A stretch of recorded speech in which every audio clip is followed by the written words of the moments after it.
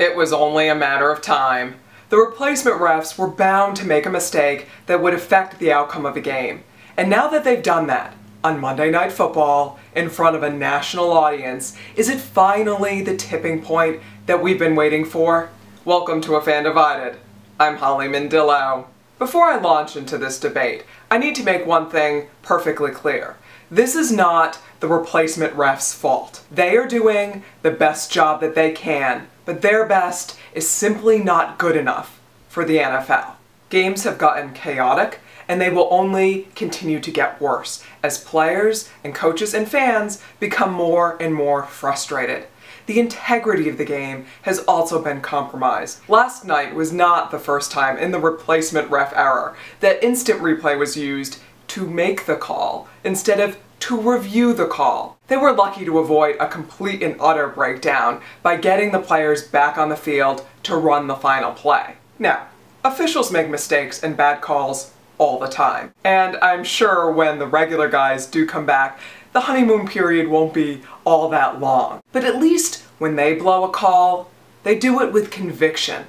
What's killing football is that the replacement refs have lost control of the game. The flow is disrupted, it's becoming more and more difficult to watch, and the players' safety is in jeopardy. So, what can we do?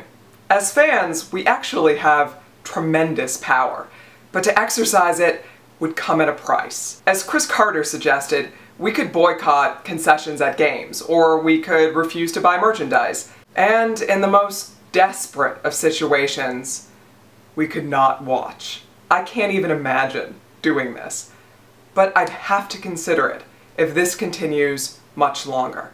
Beyond a fan boycott, the players and the coaches could also take a stand, but then they'd be risking fines and even losing their jobs. The replacement refs could say, you know what? Enough's enough. We're out. But that's also asking a lot of them. The easiest solution is for the NFL owners, the commissioner, and the regular referees to act like men and compromise before the integrity of this league is compromised any further.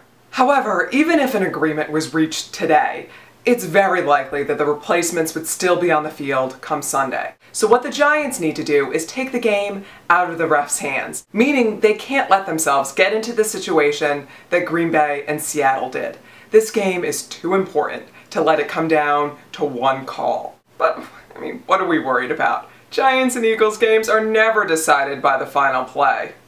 So if you're sitting there going, what should I do? Or if you have another question for me, ask it. You can tweet your questions to @AFanDivided, or see that tab that says Ask AFD? It's right up there, the right of your screen? Click on it and submit your questions there. I may even answer it in an upcoming post. So if you were to ask, Holly, do you think the NFL and the referees will reach an agreement this week? I would say, I hope so, but don't hold your breath. Until next time, I'm Holly Mindillo, and I am A Fan Divided.